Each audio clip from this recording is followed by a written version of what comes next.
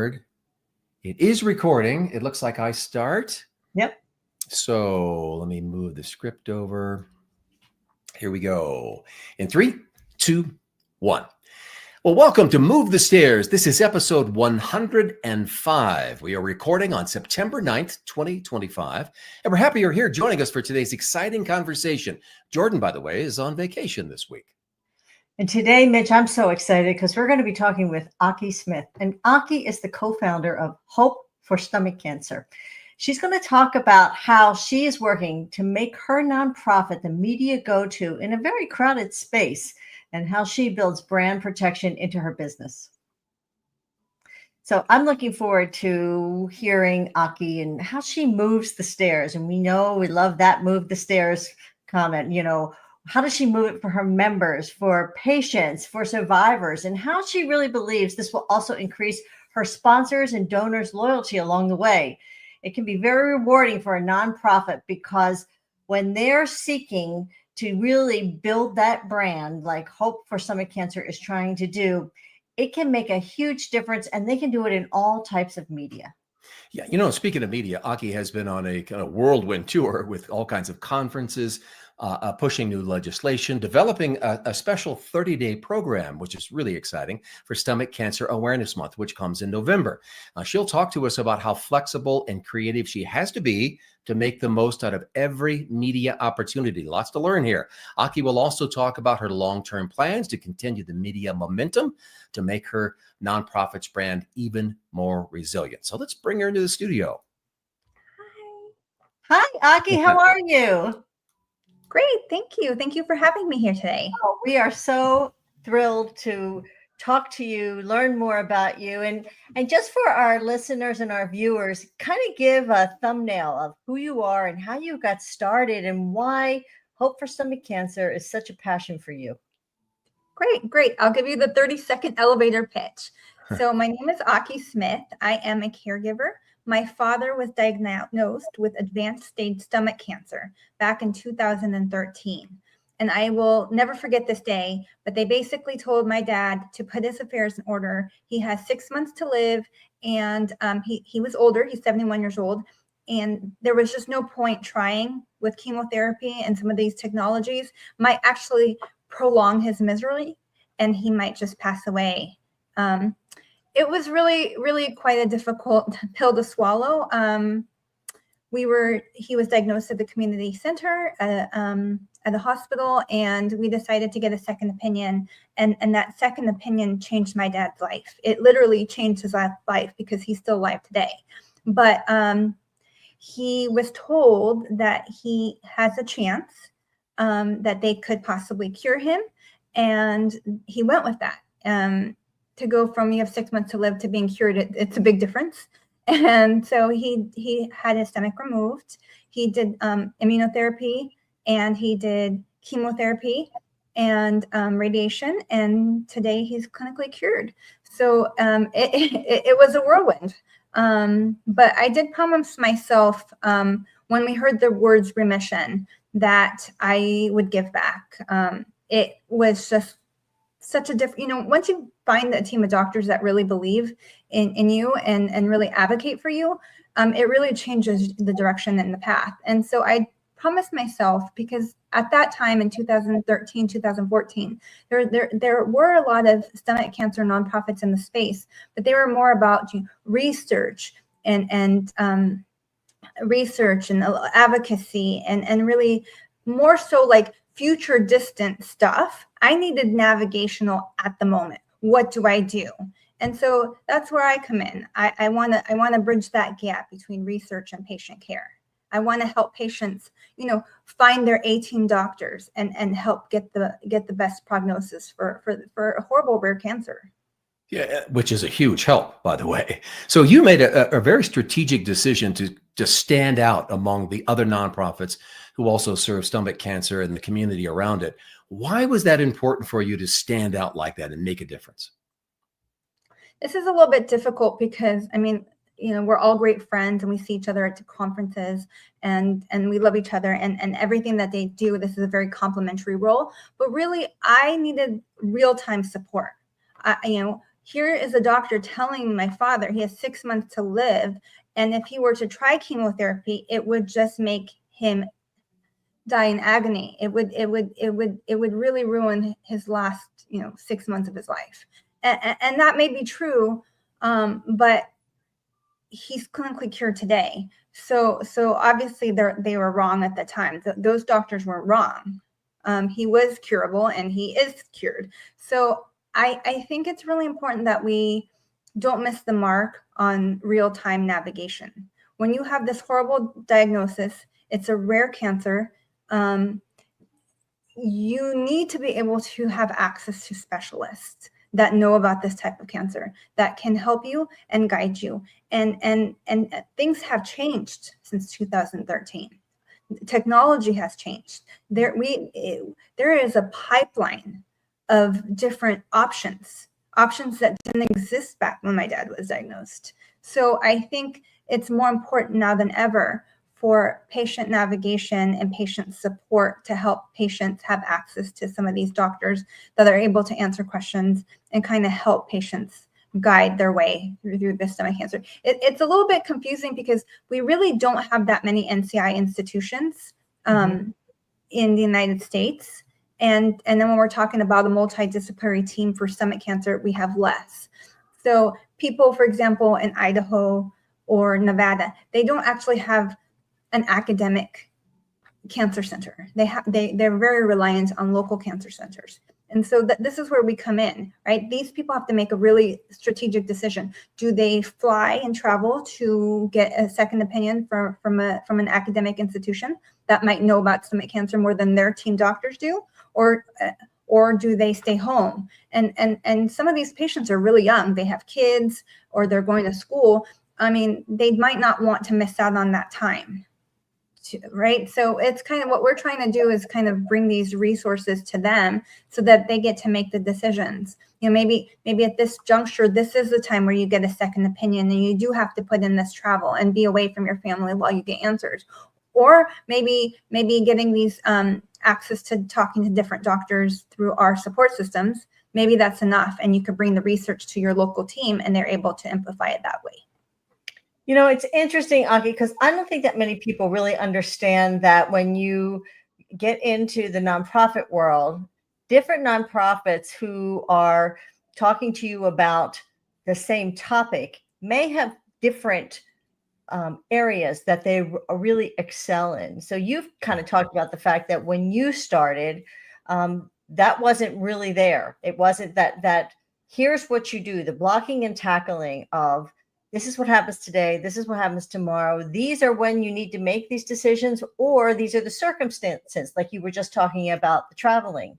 I also think that people don't understand that cancer doctors, oncologists, some of them are very generalized and they may not, there's so many different types of cancers. They may not know the latest thing that's going on in, for instance, stomach cancer, and that may be the reason why it's not a situation where you don't trust your local oncologist at all, but it's that you may need to go to that next level. And your organization is really good about explaining all those things. Can you give me, maybe paint a picture, tell me a story of somebody that you've worked with that kind of personalizes that a bit?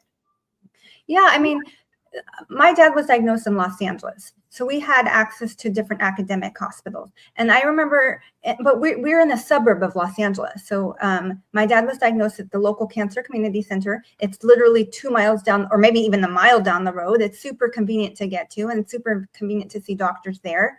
But they really didn't know much about stomach cancer. They were just guessing. I mean, when you're getting diagnosed with this horrible cancer and you're like, what's step one? And they're like, well, let's remove your stomach. You're like, what? How do I eat? And I kid you not, this doctor said, well, you could blend everything. And we now know that's not the way people without a stomach eat. They don't need to blend every single thing.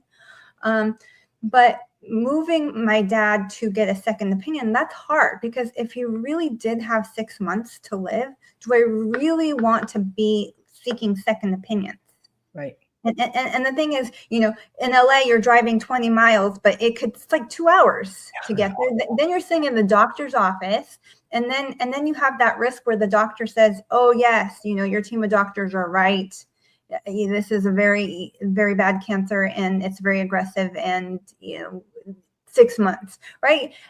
I didn't want to do that for my dad. And even getting the second opinion, I felt horribly bad because it is a multidisciplinary team. So you don't just get to see one doctor. You have to, in order to get a true second opinion, you have to see multiple doctors. You have to see a surgeon. You have to see an oncologist. And that's really difficult. That is a lot of time.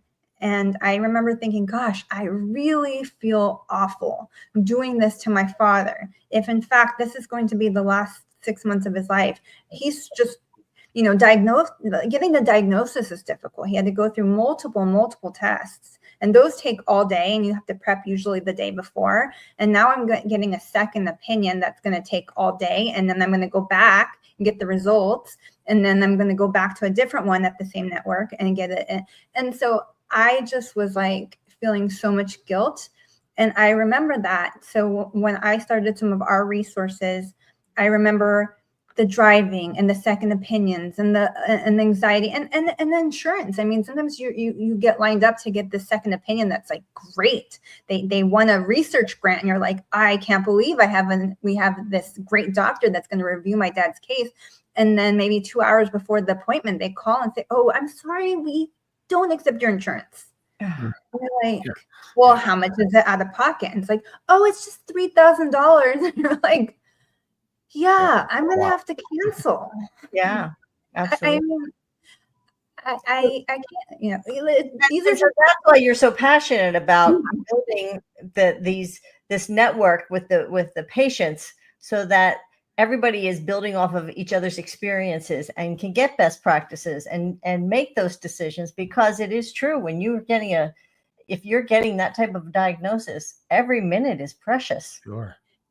It is very precious. So I think, a lot of the programs and resources that we put out for patients, I have that in mind. How do we give them the best and just really, really limit the amount of time that they need to invest into advocating for themselves so that they can do some other bucket list items. Yeah. Another thing that can be time consuming is just marketing your nonprofit. I could see where a lot of advocacy groups, and I say, look, I don't have time for marketing or PR. I am trying to focus on the patients. That's my goal, which is true.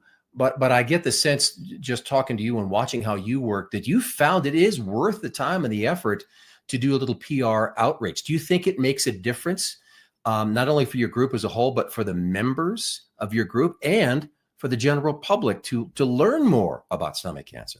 Right. Yeah, so I actually come from a marketing background. Before my dad was diagnosed, I worked for a radio station. I was in their, I interned in their marketing department, and then I moved as a account coordinator. And so I really do know a lot about PR, and I do know a lot about advertising, and I know how important that is. And there are times where I thought, oh, I could do this organically. If I build it, they will come. For example, one of the things that we've done a couple of years ago is where we built out the stomachcancerbiomarkers.org website, where you could just log on and learn about the different biomarkers. You could download everything. You could take it to your doctor. If I build it, they will come. They did not come. Yeah. They did not come. I'm like, why aren't they coming? And a reason is because stomach cancer is so intricate and so specific. We have two different paths for different patients. There's the curative stage patients go on a different path. They do a chemotherapy called FLOT, and it doesn't really matter what biomarkers they have. That's going to change very soon. But at the moment, right now, it doesn't matter what kind of biomarkers they have. They do chemotherapy, they get a gastrectomy, they remove their stomach, and then we hope that they're cured. And that's kind of the plan that we have right now. And then for stage 4 patients, we worry about biomarkers, and we keep their stomach intact because, if it's metastasized, what's the point of removing your stomach? But really, that's not how the patient sees it. right? When you're thinking, I have stage 4 stomach cancer, you want to figure out a plan to remove your stomach so that you're in this path to be cured. And so that's why a lot of patients just really haven't cared about the stomach cancer biomarkers website, is because it's really only built for stage 4 patients. And if there's some subjectivity, I mean, even in my dad, it was very subjective. You could go from one institution and somebody will say, oh yeah, no, he's clearly stage 4. Or you could go to a different institution and they could say, oh, well, you know, maybe he's stage 3, maybe he's stage 4. Well, we really, so it's a very subjective cancer when it's localized within the stomach. And so, so something like the biomarker website, which I invested a lot of time, spent a lot of money, hasn't been working. And so for me to invest in advertising, for me to invest in PR means I'm going to build out something better when I do this stomach cancer biomarkers 2.0 that really resonates, that really captures our audience. And then there's also the awareness aspect of it, right? You know, you really do need advertising to build awareness. And I hate the word brand, because this is, I mean, like, I built this brand. I'm very attached to it. It's a passionate project of mine. But I mean,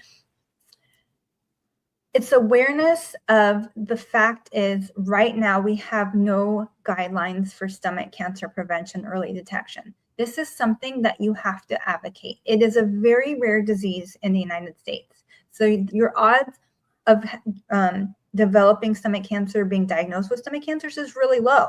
But if you don't know about it, you can be dismissed. And you could be dismissed for months. You could be dismissed for years. And then you could be dismissed to a point where you are now a stage 4 patient, where maybe if you were heard the first time and you pushed a little harder, you could have been diagnosed at a much earlier stage. You said raising awareness, and you're singing our song, because, you know, we're public relations. And so that's what we do to help, you know, share stories that our clients have that can help other people. As you know, at M&C Communications, we're all former journalists. And so we have clients that look at us and go, oh boy, I don't know if I trust the media. I don't understand them. I think they're odd. I don't know. I'm scared of them. And we say, well, perhaps, but you don't miss out on the opportunity that comes with building that relationship with the media, because it allows you to position yourself or your entity to be really the leader and the expert when they need to turn to you for an interview. So it's something we always tell our clients we call it insider media relations. It really helps them tell their story. Yeah. And that's so important, Aki, because, you know, even though it may be rare, it's still thousands and thousands of people who are getting stomach cancer. And so you're right, to build that awareness is so very, very important. In fact, you're working on national legislation right now, isn't that right? Yeah, so we're working on the Stomach Cancer Prevention and Early Detection Act. It just was announced on congressional floor in early August, and we're hoping by 2026 we could pass it into law. And that would really help with some prevention early detection guidelines. And so getting media interested in that, because there's a lot of stuff, as we all know, you're in competition with a lot of different bills that are being introduced, right? Having a group of patients that can really tell their story, people passionate like you, who can really get a reporter's ear, it can make a difference, don't you think?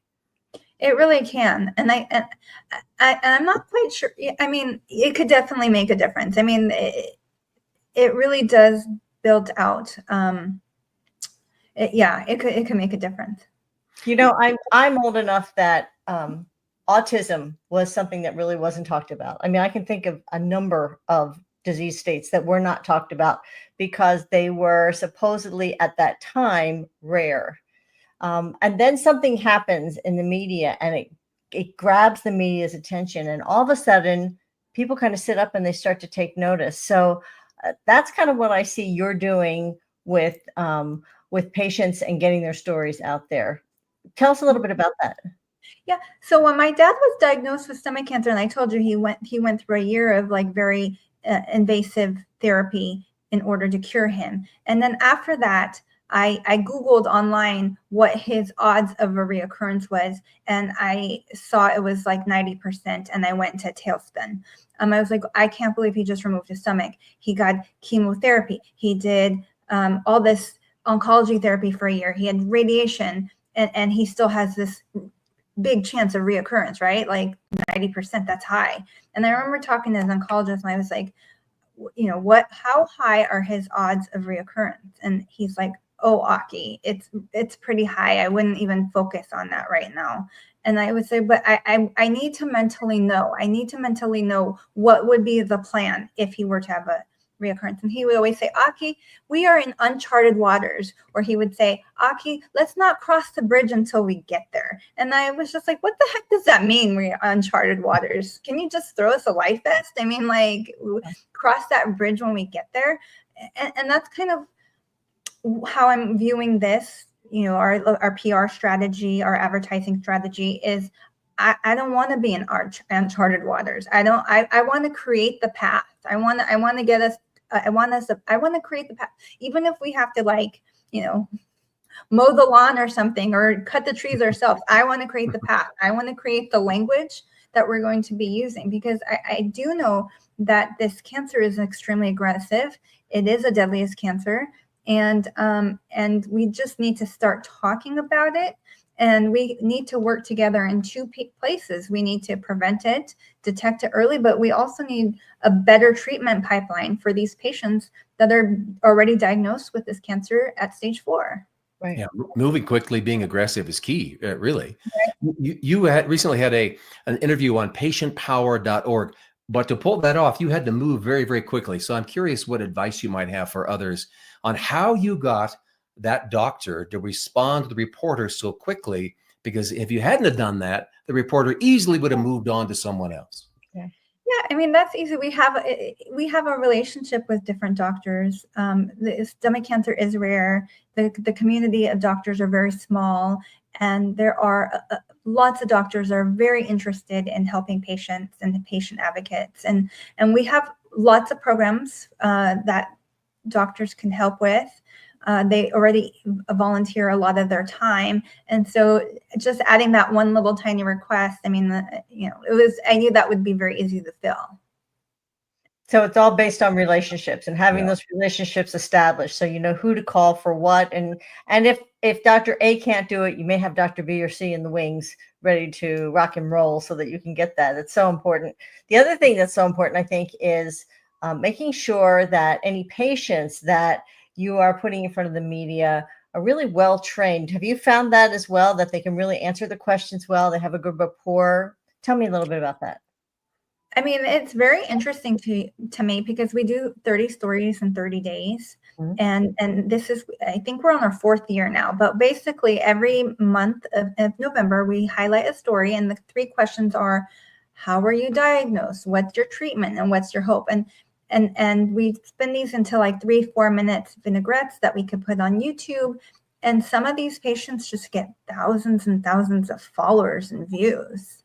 And, you know, people that it's very always interesting to me that there are just some people that I always found their story fascinating, and the public agrees. And I mean, or people that I thought, oh, you know, I'm curious about this particular person, how they're doing, you know, what treatment they are on, and then it goes on YouTube and it just kind of goes viral. Yeah. It helps reporters to put a face to it all, doesn't it? Yeah. Right. It does. I mean, I think people are very, very, very passionate about it too. I mean, they kind of want to figure out why this happened to them, and more so, how do we give back? How do we make this better? How can we make tomorrow's person in a better situation than they are? I mean, I found a lot of our patient advocates are just extremely unselfish. And remember, this is a very deadly cancer. So them putting their story out there is really hard.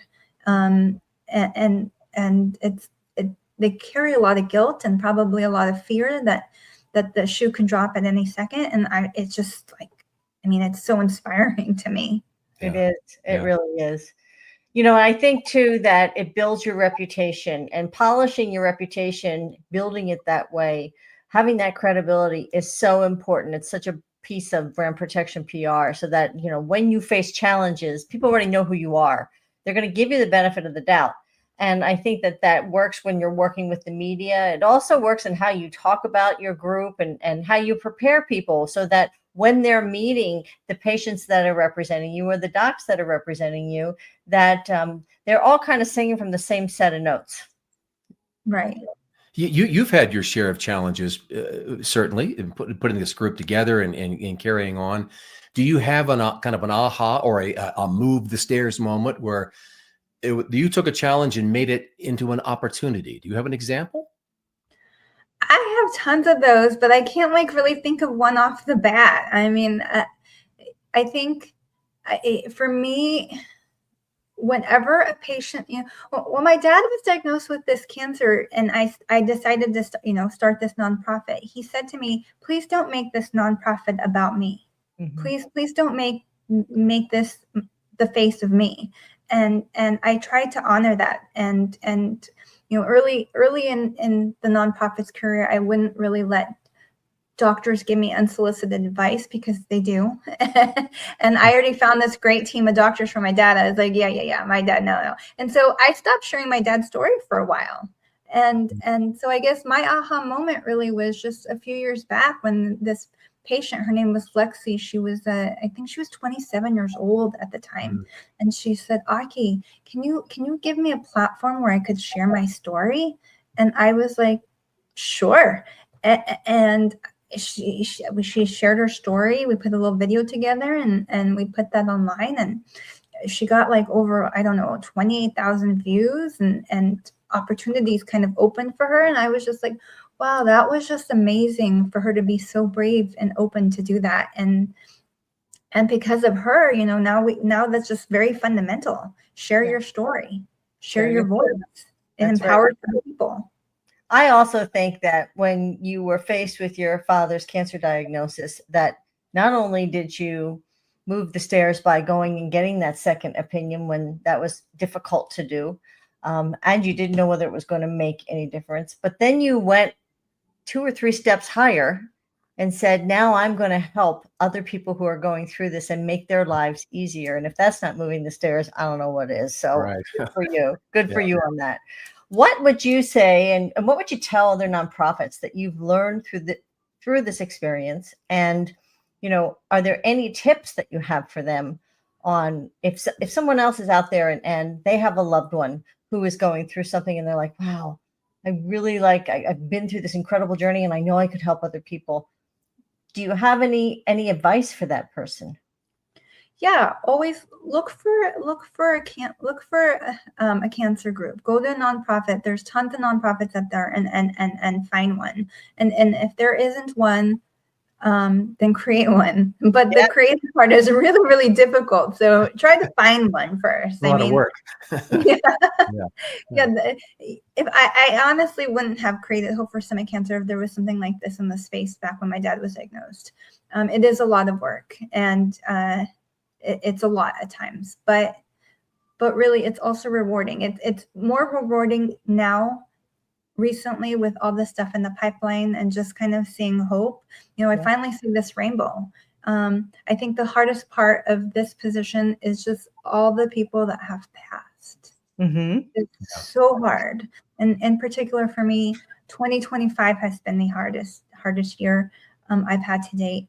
And I think it's because there's so much progress, and some of these patients were so close to being recipients of this progress and just couldn't make it. And that is just the hardest part. Yeah, that's heartbreaking. It really is. It really is. Well, Aki, if someone wants to learn more about Hope for Stomach Cancer, where should they go? They should go to stocan.org, STOCAN.org, or go to our Facebook pages, YouTube. YouTube is always a great one. I think it's Hope for Stomach Cancer. I don't know. Can I send you a list of all of it? Absolutely.